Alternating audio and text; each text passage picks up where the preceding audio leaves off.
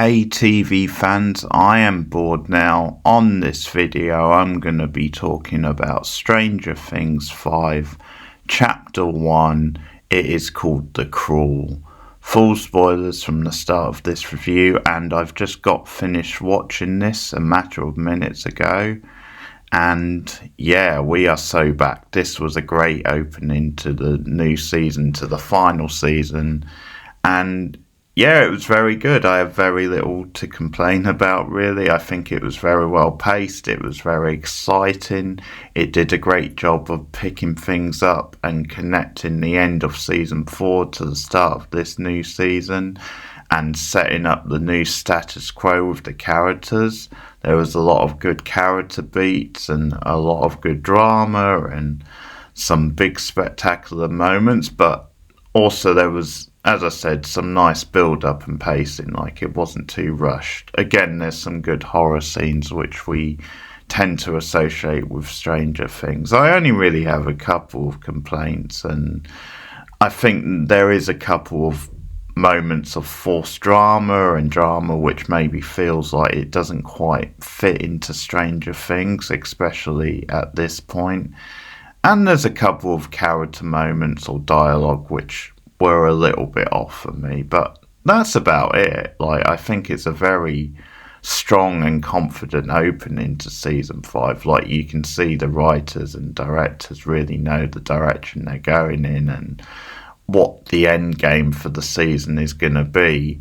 And I'll get to it at the end of the episode, but the way the episode ends is one of the things that makes Stranger Things a really great special show, is just how they handle the misdirect at the end and the whole twist with the cliffhanger, which was a great cliffhanger. So I'll get to that.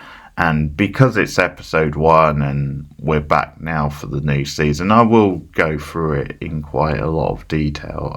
I don't think I'll go through every episode in this amount of detail, but it probably makes sense to go through this one in a little more detail because it is the first episode back.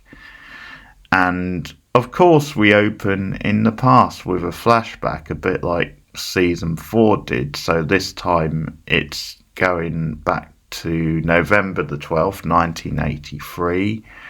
And some people will already know this because Netflix leaked the first 5 minutes ahead of time, like they did last season. But yeah, we go back to Will right before he gets dragged into the Upside Down. So this makes a lot of sense for the final season and what a big role Will is going to play. Him humming "Should I Stay or Should I Go Now" is brilliant. It's almost like he's questioning if he's safer there or if he should risk moving on.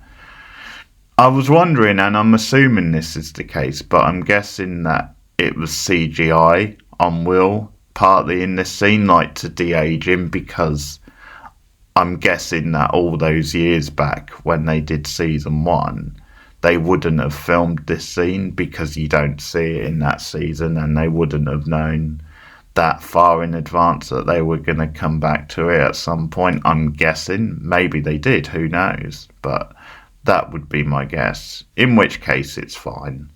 Like, you see him from a distance a lot of times, so the de-aging, if it is de-aging, looked pretty good to me. It didn't really stand out as being bad. But yeah, we get some excellent horror direction in this scene. It's very Evil Dead, the opening, actually, with that sort of slow POV shot and the leaves on the ground, very gothic looking. And from the start, Stranger Things has done that, like using classic horror, but doing its own thing with it. So we have good tension as the Demogorgon jumps out at him, chases him up the tree. Will jumps across to another tree but falls to the ground, and I love the timing of the next bit as Will is passed out for a second and wakes back up, takes a breath, sort of thinks that the Demogorgon has gone away, but then it drags him away, and we actually see the Demogorgon leave Will to Vecna, and I think that's the first time we've seen like Vecna and the Demogorgon actually working together. So that was quite a nice touch. And Vecna, in his typically like intimidating deep voice, says, "At last we can begin." The tentacles go into Will's mouth. "Such beautiful things," he says. So this again maybe setting up that Will is the key, and there has been rumours that there's going to be more backstory to come with Will and how he went into the Upside Down and why he was chosen. Now, I've said to other people, I don't think we need much of a reason for why he was taken. I think it's more than he just happened to be there. But maybe they will go into that. Maybe they will reveal that there is something special about Will, and that's why he was chosen. I don't know if you necessarily need that. But anyway, this is a very strong opening scene and a good use of a flashback. Not quite as good as Seasons 4 opening and that flashback in the 70s, because I think of what that did with Al and how it kind of misdirected you and then revealed what really happened later in the season. I mean, they might still do something like that with Will and this scene, but on the face of it, it doesn't seem that it's going to have that much to it later on. But it is a very effective horror scene and sets up that Will's going to be very important this season. So post-credits, we cut to 1987 again, and Holly sees a shadowy figure outside her window. So at the time I thought this was meant to be Vecna, and maybe it is, maybe he is appearing to Holly now, but later it's revealed it seems to be an imaginary friend called Mr. Watsy. And I thought Holly was going to play a bigger part this season because she is now getting a little bit older and has grown up with this stuff. So Mr. Watsy, her imaginary friend, represents like monsters lurking.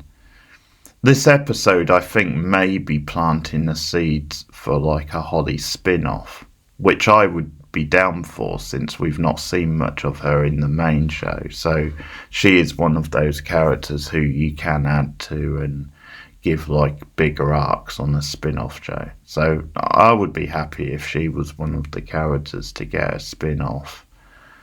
She's now getting older as well, although she seems very young, and that's something I was thinking. It's funny how this character who was like a baby in the original, in the first season, is still very young looking, and yet suddenly most of the rest of the cast are in their 20s, and I remember seeing them as very young kids. So that's just something which is funny to me. There's a nice cut later, actually, after the sky starts spinning for Will. We cut to Holly's world spinning as well, like she sees the sky spinning, but she's laying down on a roundabout. So that was a nice little cut and misdirection also. Best scene of the episode for me is Mike and Holly's scene later on at the school. So the first big brother moment with Mike and Holly, really. Mike levels with her and says there's no such thing as monsters, but anyone who says they're not scared are lying. And he tells her about the Crawls and why he looks up to Hopper. So the Crawls of the title, or the Crawl, just to explain, is what the government do like every so often, or the burn, sorry, as is explained, is what they do every so often, and the Crawls is the missions by Al and Hopper and the rest, where Al and Hopper sneak into the Upside Down, sneak into the tunnel when the government are distracted by these burns. So that's what the Crawls are, basically. They sneak into the tunnel and look for Vecna, is the gist of it. And I really like how Mike doesn't talk down to Holly. He sugarcoats it a little bit to protect her, but he also gives her the truth and some confidence. I like this new confidence, Mike. I think he is one of the best things about the episode. There's also a nice scene with him and Al where he reassures her about their future after she kicks Vecna's ass. That was a great line. The confidence boost she needs at that point. So back to the post-credit scene, we get a nice twist with the Byers family living with the Wheelers now, like an extended family, revealed when Mike thinks Nancy is still in the bathroom, but it's actually Joyce. Awkward. That's a twist on the season 1 scene.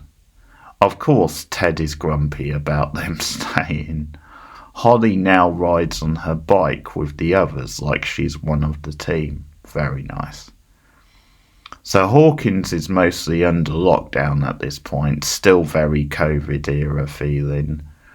Robin now goes by Rockin' Robin, which I love, and as an old school wrestling fan, I like to think that they're referencing the wrestler Rockin' Robin. I can't say for sure, it might just be a natural name because she's working as a DJ and, you know, her name's Robin, so it rhymes, so it could just be that. But I like to think that it's because of the wrestler.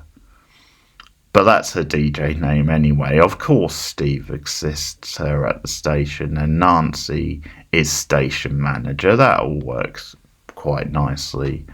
Robin as a DJ is the perfect role for her colourful, rebellious personality. She gives public service announcement, but codes them with clues for the gang, like a clever use of a Diana Ross song, Diana Ross and the Supremes record later on. Upside Down. That's very good. Clear about the crappy film being just over 2 hours long. Very nicely done. We slowly see that the group have a concrete plan and are better prepared for Vecna this time. Speaking of Nancy and the gang, Murray delivers supplies to them, including government files, revealing they're planning the next burn that night at 10. By the way, Jonathan and Steve have a competitive edge and try to impress Nancy.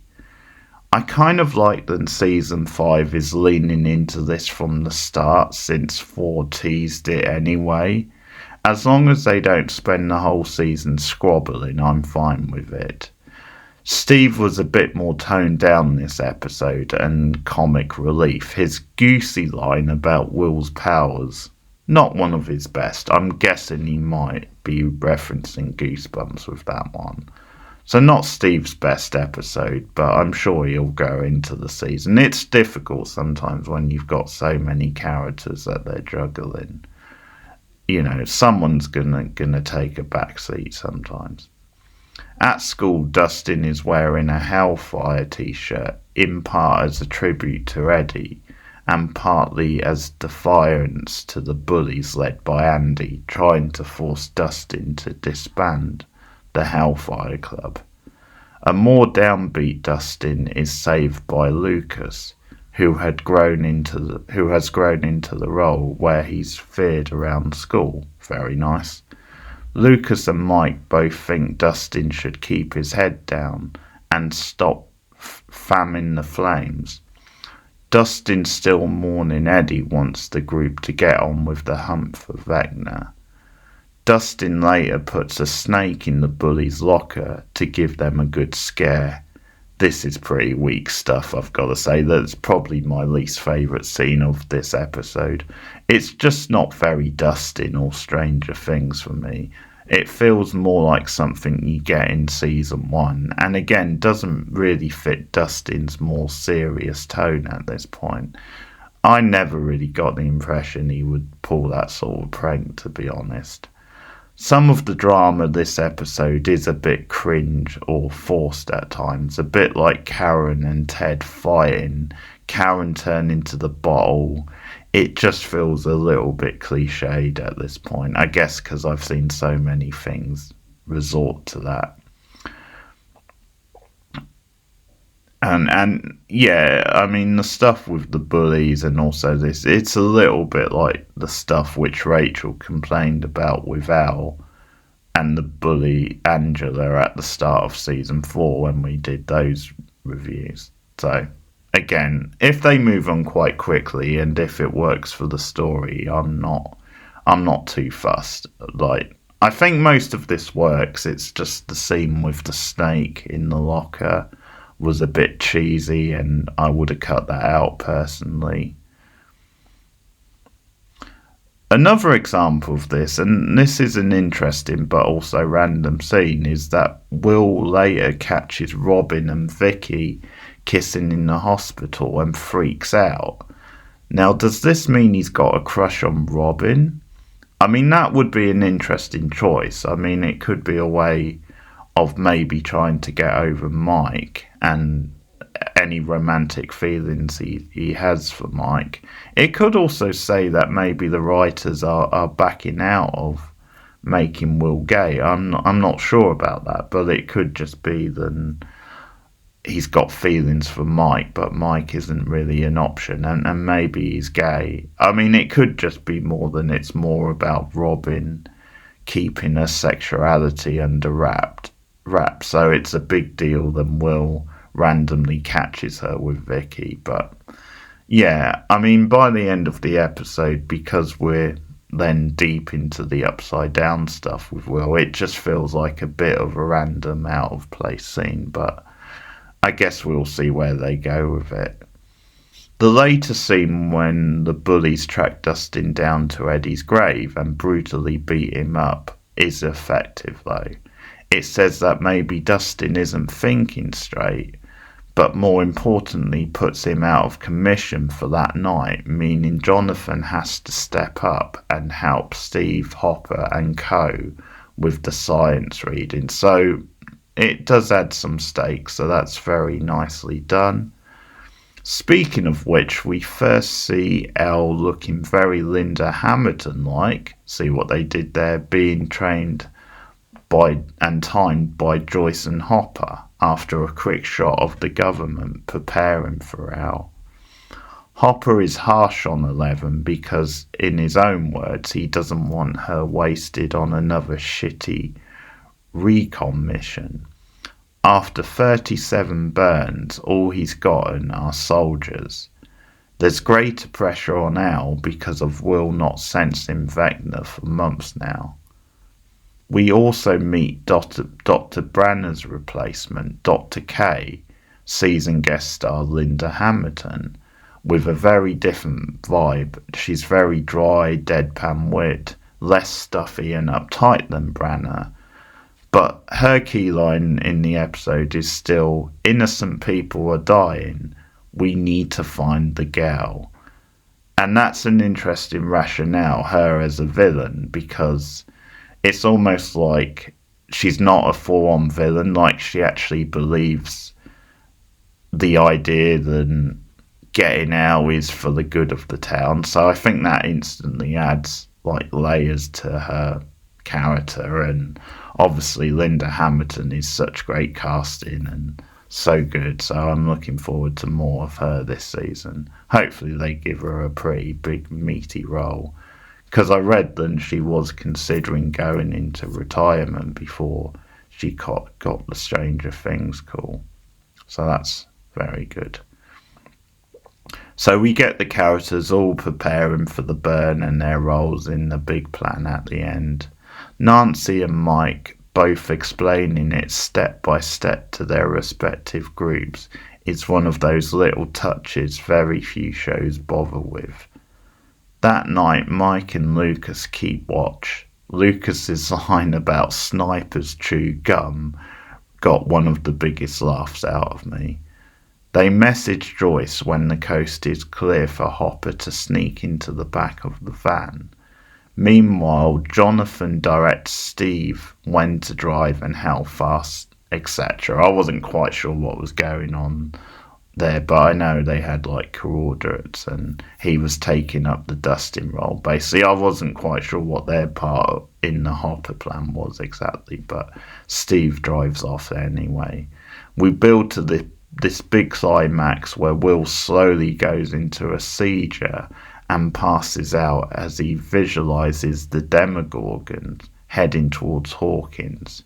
He warns Joyce, they're coming for them. She asks who. Meanwhile, Hopper loses radio communication and his truck is attacked by the Demogorgons. This is a great misdirect as we cut back to the Wheeler house with Holly crying in her room after hearing the fight with her parents. The lights start to flash, very deja vu, and the Demogorgon bursts through the ceiling. Great cliffhanger, and it changes things again. History repeating itself, but this time with Holly in the Will role. Very interesting stuff. I guess the only possible complaint I might end up having here is if they just retread the Will plot too much, but with Holly. Like Will from season 1, but now with Holly. But I'm sure they will come up with some changes and differences, and I doubt it will play out beat by beat, but it is a great misdirect and turn where they keep you guessing about who they're going to take. And throughout the episode, it seemed like they were planting seeds with Holly, but it didn't really feel like she would be as big a focus this soon and that vulnerable. So, I mean, it was very well handled and a great cliffhanger, which this show tends to do. And yeah, it definitely changes things up, as I said. By the way, it's possible also that Hamilton's character earlier was talking more about Holly than she was Elle, because of her saying the girl. It's very, I mean, there's no reason why she would say 11. They would know who she meant, but it's just interesting wording considering the way the episode ends. I'm not sure myself about that because I don't know how the military would necessarily be working with like the Demogorgons and Vecna, but we've seen before that they sort of have some level of control. So because she said the girl, it is possible she meant Holly and not Al. So yeah, loved the end of the episode, and it was a really strong episode, a really great way to open up the final season, and better than the opening to season 4, I would say. Like, that did take a little while to really kick into high gear. I think this one pretty much hits all the big beats early on and was very well paced and some good horror stuff, as I said. And yeah, the misdirect and the twist at the end was very well handled. So yeah, off to a great start. That's my thoughts on Stranger Things 5. Chapter 1. I will return tomorrow with another review, so I will be looking at the second episode tomorrow. And I'll get to these 4 episodes as quickly as possible, you know, before too many spoilers leak out, and, you know, keep on top of them throughout the week. And of course I will cover every episode on the channel, but don't forget, as I've reminded you a couple of times, me and a couple of guests next week will do a special live stream where we will talk in depth about the first part of season 5, the first 4 episodes. So that's next Thursday it's planned for, so look out for that if you want more Stranger Things discussion.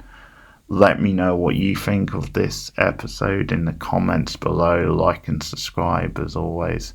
Share me out on social media. Support me on patreon.com/borednow.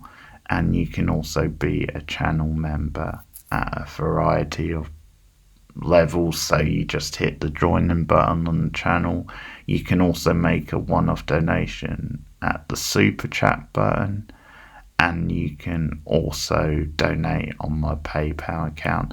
And another free and easy way to help out the channel is to hit the hype button, which will get me shared out to many more people on YouTube.